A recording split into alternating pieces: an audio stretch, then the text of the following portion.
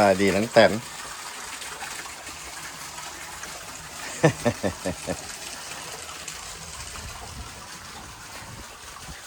ข้ามาอัปเดตหมาน้อยก็เอานะให้แม่เรากินเลยโอ้กินข้าวดีเนาะลูก กินหลายๆยังมีน้ำนมเพิ่นก็มีลูกสาวผู้เดียว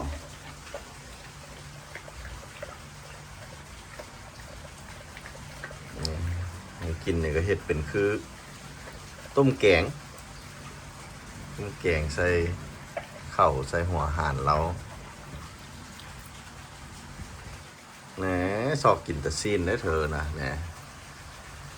กินซีนลูกสาวเพิ่นมีลูกสาวผู้เดียว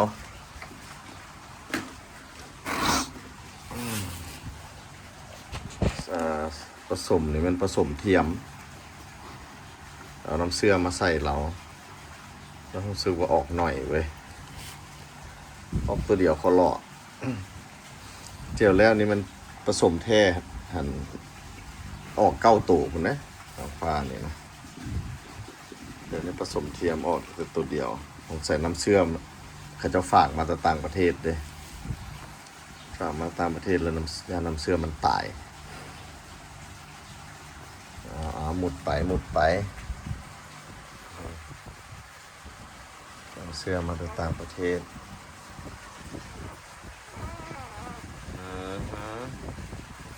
เดี๋ยวสังเกตตีนเราก็ขาวตีนขาวปากขาวเอาไปนอนเลยที่เลือดก็ลงหัวหมดแล้วเป็นอันนี้เอาต้องไปซอยเราเอามาให้แม่เราพี่กินนม งามได้สีขาวสีดำพวกนี้บุ้ยไผ่ญาตินมเราได้กินผู้เดียวท้องบักใหญ่เลยแม่นี่ก็ทำความสะอาดตลอดแม่นี่สิทำความสะอาดแบบลูกถ่ายออกมาแม่นี่สิกินสิเลียอนามัยเลยนะจากเหนียวจากอย่างแบบว่าคนเฮาเรามีไดเปอร์แต่สำหรับหมาเนี่ยผมมีไดเปอร์แม่เทคแค่เมื่อแม่กินแม่เลียให้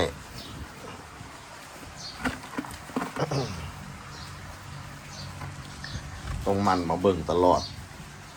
มูฮู้ว่าเป็นอย่างเราหมักพับอันนี้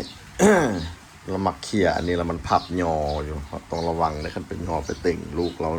ราสามารถตายได้3 มื้อทำอิฐนี่อันตราย3 มื้อทำอิฐนี่เดี๋ยวมื้อนี้จะเป็นมื้อที่เท่าไหร่ล่ะนี่นะเกิดตอนปีใหม่วันที่14เนาะ15 16 17 18กาย3 มื้ออันตรายละตอนเกิดใหม่หันเราเขาเจ้าสิบ่มีเสียงเด้เสียงบ่แห้งมันเป็นอย่างละห้องบ่ได้ คันใหญ่มาต้องสิละคันแม่ติ่งแม่หยังแล้วเราก็สิห้องเอ๊กแล้วก็แม่ก็ฮู้จักว่าขี้ตาก็มีนางเจียมาเสร็จขี้ตาเนาะเอาหาเจียกัน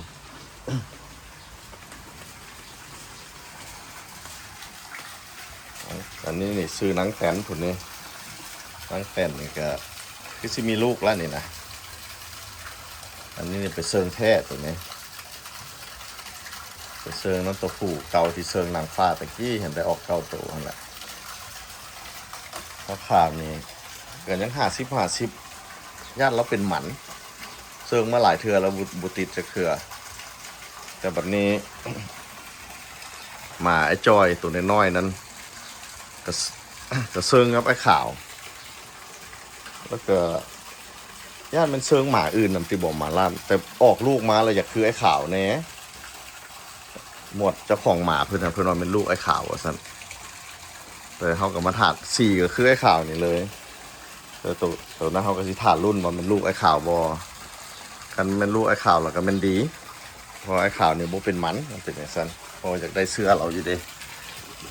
ไอ้ขาวนี่พวกนี้ตีนบักใหญ่เด้ตีนใหญ่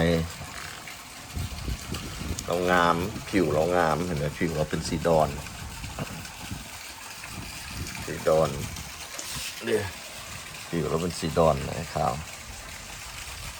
เป็นคือคนต่างประเทศนั่นนี่นะมันคนกับมันคนขาว ขาวนี่นะเด็ก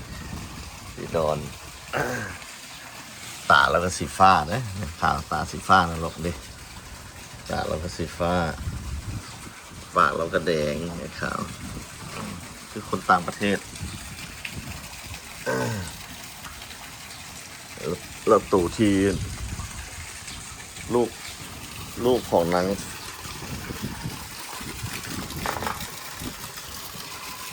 ลูกของนางฟ้านี่ก็เขาจะฝากน้ำเสื้อมามันอ้ายไอ้นี่ที่เกิดพร้อมกันท่านเพราะว่าโทรไปบอกเขาเจ้าเดินมาที่ซื้อมาที่เอามาเนี่ยมันไอ้ข่าวเนี่ยอาจจะเป็นหมันนะเขาเจ้าก็เลยส่งน้ำเสื้อมาให้แต่ก็เขากับมีค่าใช้จ่ายในหน่อยนึงมาให้แล้วก็ให้ด็อกเตอร์ผสมเทียมให้นางฟ้านี่ก็ออกมาได้ตัวเดียวเขาหลอกแต่ตีนก็เป็นสีนี้นี่เป็นสีคือไอ้ขาวเลยแตนนางฟ้าเนี่ยคันลูกเหนียวลูกอย่างเราจ้อเบิ้งพอเซตกีตาร์ให้เราให้มันมาจอบเบิ้ง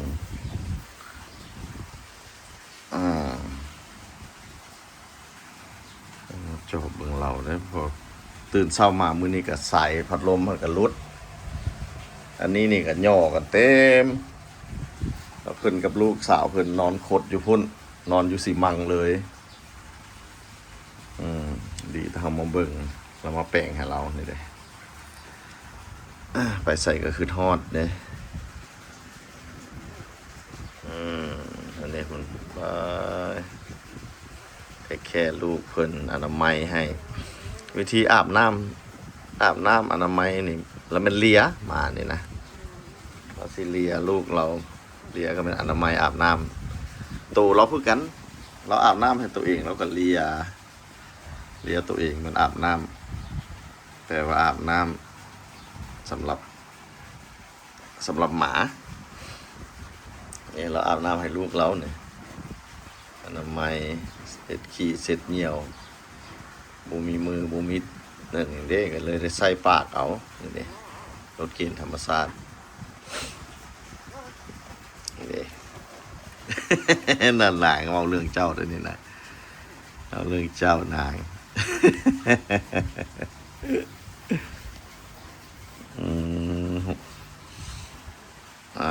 โอเคลูกปลอดภัยละลูกสาวเดียว